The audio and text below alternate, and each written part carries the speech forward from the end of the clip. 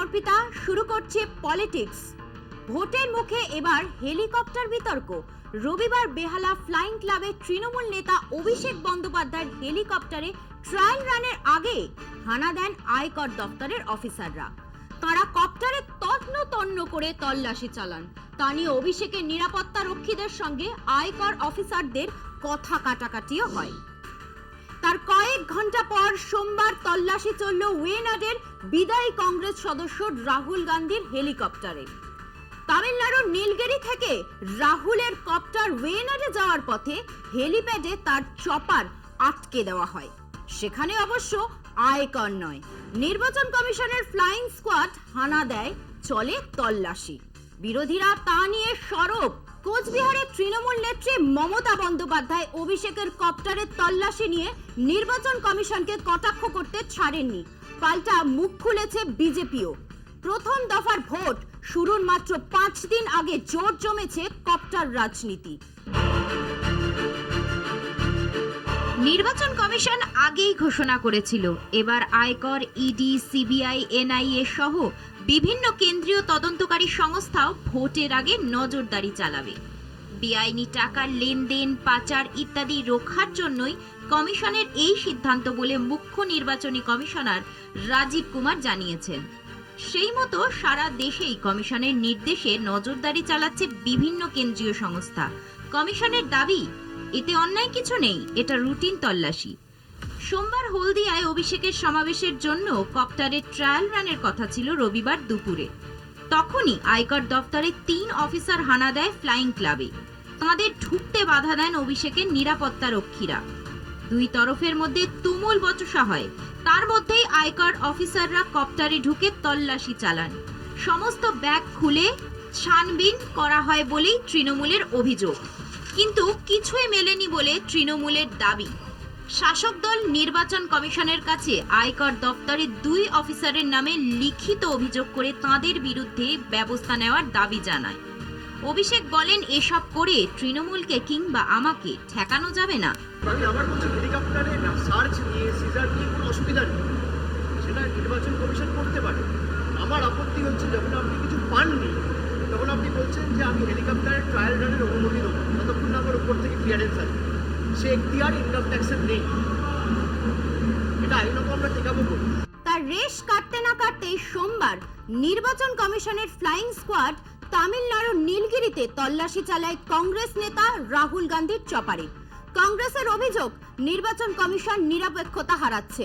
বিরোধী নেতাদের কপ্টারে তল্লাশির তীব্র সমালোচনা করেন বাংলার মুখ্যমন্ত্রী মমতা বন্দ্যোপাধ্যায়ও। তিনি বলেন, অভিষেকের কপ্টারে নাকি সোনা দানা টাকা পয়সা আছে। ওসব আমাদের দরকার পড়ে না, বিজেপির দরকার হয়। আমরা আমাদের গরিব মা বোনেদের কাছে হাত পেতে টাকা নিতে পারি স্নেহের দান হিসাবে।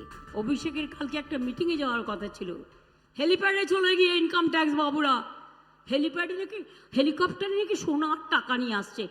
আমরা করি না, ওটা বিজেপিরা করে।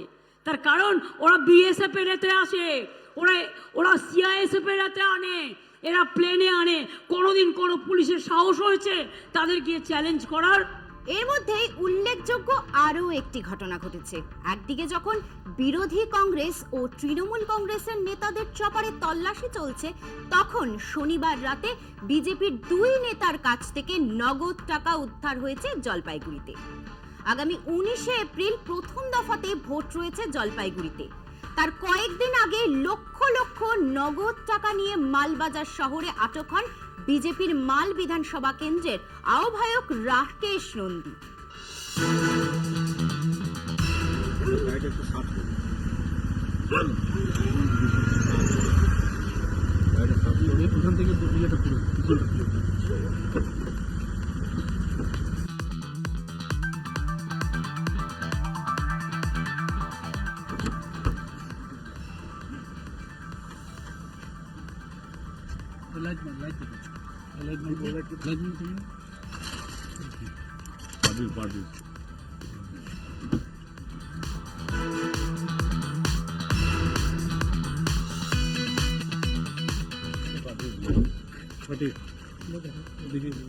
পার্টি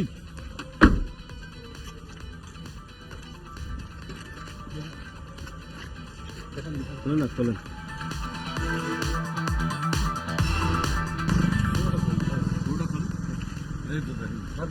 খুলেন না, পুরাটা খুলতে লাগবে তো। কি আছে? পুরাটা খুলতে লাগবে তো।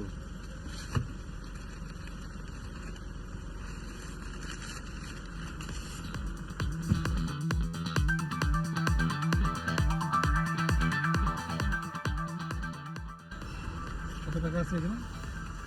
কত টাকা আছে? 7,75,000। এত টাকা কেন ক্যারি করছেন? ইলেকশনের টাইম আমি জানি না। এমসিসি ভাইলেশন হতে পারে, ইলেকশনের টাইম আপনি এত টাকা ক্যারি করছেন, কী করে ক্যারি করছেন এত টাকা? হ্যাঁ, জানেন না টাকা ক্যারি করা যায় না? কত আছে বললেন? 7,75,000। 7,75,000 কত বললেন? 7,75,000। বিজেপি নেতা রাকেশ নন্দী পুলিশের ক্যামেরার সামনে স্বীকার করলেন নগদ 7.5 লক্ষ টাকা ব্যাগে মুড়ে নিয়ে যাচ্ছিলেন তিনি। তবে আদর্শ আচরণবিধি জারি থাকার সময় এত টাকা কোথায় নিয়ে যাচ্ছিলেন তিনি, তার কোনো সদুত্তর জানা গেল না বিজেপি নেতার গলায়। গাড়িতে সিজ ছিল, টাকা ছিল, 7,75,000 টাকা সিজ করছে, সেটাই প্রমাণিত। বিজেপির ঘরে ঘরে ডাকাত আছে নেতাদের। কি মনে হয় এই টাকাটা কিসের উদ্দেশ্যে আসছিল? এটা কি মানুষের ভোট কেনার জন্য এসেছিল? এই টাকাটা কি মালবাজার শহরের দিকেই আসছিল মনে হয়? সেটা তো পুলিশ বলতে পারবে। যেখানে যাক, ভোট কেনার জন্য এটা পয়সা। বিজেপি যে পয়সা দিয়ে ভোট কেনে তার প্রমাণিত হলো এই ডাকাতদের হাত থেকে টাকা সিজ করে। ঘটনা হলো বিগত দিনে এখানে একটা সভা গেছে, হ্যাঁ, সেখানকার কিছু বকেয়াও রয়েছে। বিষয়গুলি না জানা অবধি আমি কোনো মন্তব্য করতে পারছি না। আপনাদের মাধ্যমে প্রথম জানতে পারলাম, বিষয়টা নিয়ে আমি খোঁজ নিচ্ছি। Party with difference. বিজেপির জন্মলগ্নে এমনই দাবি করতেন অটল বিহারী বাজপেয়ী, লালকৃষ্ণ আদবানিরা। 4 দশক বাদে সেই বিজেপি ব্যক্তির গ্রাসে। বিজেপি এখন মোদিময়। নির্বাচনী ইস্তেহারে দল ছাপিয়ে larger than life Narendra Damodar Das Modi. ইস্তেহার তো নয়, যেন ব্যক্তি মোদির পাঁচালী। বিজেপির নয়, মোদির গ্যারেন্টি 7 কাহন। সত্যি পার্টি উইথ ডিফারেন্সই বটে।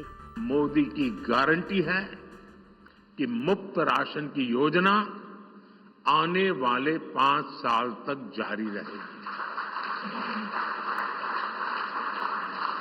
हम ये सुनिश्चित करेंगे कि गरीब के भोजन की थाली पोषण युक्त हो।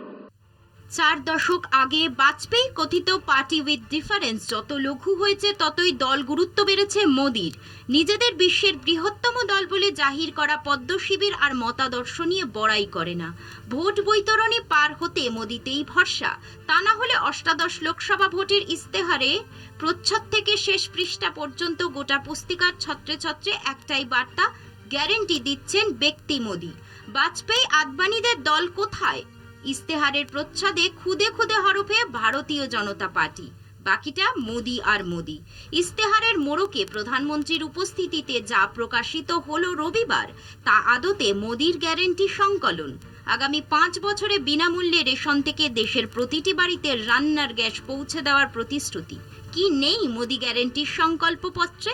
আয়ুষ্মান ভারত প্রকল্পের আওতায় 70 নাগরিকরাও পাবেন 5 লক্ষ টাকার চিকিৎসা বীমার সুবিধা। আগামী 5 বছরে 100 দিনের কাজের সুযোগ পাবেন আরও 10 কোটি মানুষ। এমনই নানাবিধ অর্থনৈতিক সুবিধা বৃদ্ধির ফিরিস্তি রয়েছে মোদি গ্যারেন্টির তালিকায়। একই সঙ্গে এক দেশ এক ভোট চালু করতে 2029 সালকে টার্গেট করেছেন মোদি। এই সময় অভিন্ন দেওয়ানি বিধিও লাগু করতে চান তিনি। বিরোধীদের মতে এই সবই নিরঙ্কুশ একনায়কতন্ত্রের পদধ্বনি। এই সরকার যদি থাকে, বলে দিয়েছে, 1 নেশন 1 ইলেকশন মানে দেশে আর নির্বাচন হবে না, ফেডারেল স্ট্রাকচার থাকবে না, রাজ্যগুলো থাকবে না, দেশে নির্বাচন হবে না। এটা স্বৈরাচারী একনায়কতন্ত্রে সন্ত্রাস যুক্ত স্বৈর সন্ত্রাস সরকার তৈরি হবে। 1 লিডার 1 নেশন, 1 লিডার 1 ভাষণ। ইস্তেহার কিসের? গ্যারেন্টির নাকি জুমলার? প্রশ্ন তুলেছে বিরোধীরা। মানুষকে বিভ্রান্ত করার কৌশল, এমনই দাবি ইন্ডিয়ার। রাজ্যভিত্তিক আসন বন্টন ইত্যাদি মৌলবাদী নিয়ে মনোমালিন্য থাকলেও মোদির গ্যারেন্টিকেই এক বাক্যে রাহুল গান্ধী থেকে মমতা বন্দ্যোপাধ্যায় বলছেন জুমলা। বছরে 2 কোটি চাকরি, কৃষকদের আয় দ্বিগুণ বৃদ্ধি, দেশবাসীর ব্যাংক অ্যাকাউন্টে 15 লক্ষ টাকা দেওয়ার প্রতিশ্রুতি দিয়েছিলেন মোদি দ্বিতীয় দফায় ক্ষমতায় বসার সময়, যার কিছুই রক্ষা হয়নি। বিরোধীদের দাবি এবারেও সেই মোদির সেই জুমলাপত্র। সবচেয়ে বেশি জিনিসের দাম কে বাড়িয়েছে? Central government. একটা কথা তো বললেন না এসে। সবচেয়ে বেশি বেকারের সংখ্যা কোথায় ভারতবর্ষে? Educated employment.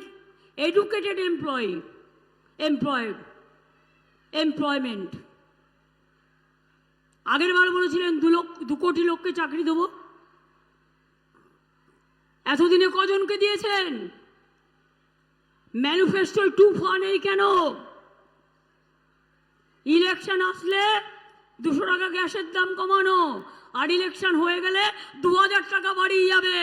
শুনে রাখুন মানুষ, ওহে নন্দলাল, বিনা পয়সার চাল ফুটবে, 1000 টাকার গ্যাসে ফুটবে বিনা পয়সার চাল। আর্থিক দিক থেকে সংখ্যাগরিষ্ঠ দেশবাসীর বেড়ে চলা বিপন্নতা আড়াল করতে 2019 সালে কাশ্মীরের বিশেষ মর্যাদা লোপের প্রতিশ্রুতি দিয়েছিল বিজেপি। প্রতিশ্রুতি ছিল অযোধ্যার রাম মন্দির নির্মাণ, বলা হয়েছিল নাগরিকত্ব আইন সংশোধন করা হবে। আর্থিক ক্ষেত্রে ব্যর্থ হলেও দলের একক গরিষ্ঠতার সুবাদে বিজেপির প্রাণভোমরা সংঘ পরিবারের এজেন্ডা পূরণ করেছে। এবার আরেক লোকসভা ভোটে অভিন্ন দেওয়ানি বিধি চালুর প্রতিশ্রুতি দিল বিজেপি। ভুল বললাম? বিজেপি নয়, মোদি, শেফ নরেন্দ্র মোদি দেশবাসীকে শোনালো বিজেপি নয়, ইয়ে মোদি কা গ্যারান্টি হ্যায়। এখন আরো একটা বিরতি, ফিরছি একটু পরেই, সঙ্গে থাকুন। রাজ্যের আবেদন খারিজ করে হাওড়ায় রামনবমীর মিছিলের অনুমতি দিল হাইকোর্ট। একই সঙ্গে দেওয়া হয়েছে একাধিক শর্ত। শোভাযাত্রাকে কেন্দ্র করে যাতে কোনো অশান্তি না হয় তা নিশ্চিত করতে বলা হয়েছে বিশ্ব হিন্দু পরিষদকে। মিছিলে লোকসংখ্যা নির্দিষ্ট করে আদালতে স্পষ্ট নির্দেশ, বেশি লোক হলে তার দায় নিতে হবে সংগঠনকে। 2023 সালের রামনবমীর শোভাযাত্রাকে কেন্দ্র করে বিক্ষিপ্ত অশান্তি হয়েছিল হাওড়ার শিবপুরে। সেই অশান্তির আঁচ পড়েছিল বিস্তীর্ণ এলাকায়। পরবর্তীতে আদালতের নির্দেশে ওই ঘটনার তদন্তভার পায় এনআইএ। সেই তদন্ত এখনো চলছে। কার্যত গত বছরের অভিজ্ঞতা মাথায় রেখে এবছর গোড়া থেকেই সতর্ক হাওড়া শহর পুলিশ। শিবপুর থেকে হাওড়া ময়দান পর্যন্ত জনবসতির মধ্য দিয়ে জিটি রোড ধরে মিছিলে আপত্তি জানিয়ে বিকল্প রাস্তা ঠিক করে দিয়েছিল পুলিশ প্রশাসন। এর বিরোধিতা করে হাইকোর্টের দ্বারস্থ হয় একটি হিন্দুত্ববাদী সংগঠন। সেই মামলাতেই এদিন আদালত বলেছে, মিছিলে 200 জনের বেশি অংশ নিতে পারবে না। বেশি লোক হলে দায় নিতে হবে আয়োজক সংগঠনকে। মিছিলে কোনো রকম অস্ত্র ব্যবহার করা যাবে না। শোভাযাত্রায় একটাই মাত্র গাড়ি থাকতে পারবে। মিছিল থেকে উস্কানিমূলক মন্তব্য করা যাবে না। শোভাযাত্রায় ডিজে ব্যবহার করা যাবে না। প্রয়োজনে কেন্দ্রীয় বাহিনী চাইতে পারবে রাজ্য। মিছিলের 24 ঘন্টা আগে বাহিনী চাইতে হবে।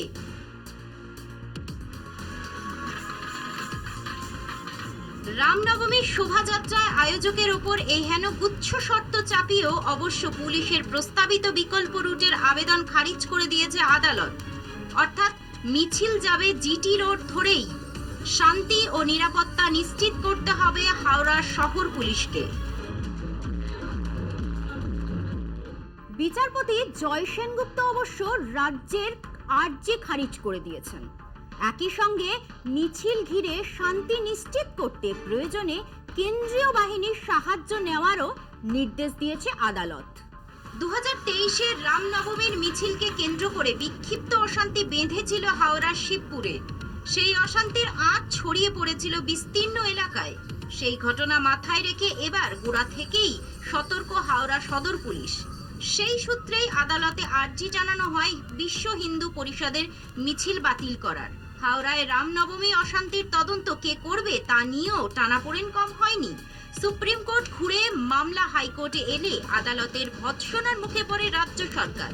যদিও পরবর্তীতে এনআইএ এর হাতে যায় তদন্তের ভার এবং সেই তদন্ত এখনো চলছে।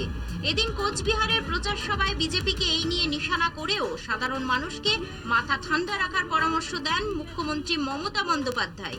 আপনাদের এখানকার যিনি প্রার্থী তিনি বোয়া কলমে একজন বড় গুন্ডা সর্দার। সুতরাং মানে আমাদের সর্দারজি না, গুন্ডাদের মাফিয়াদার।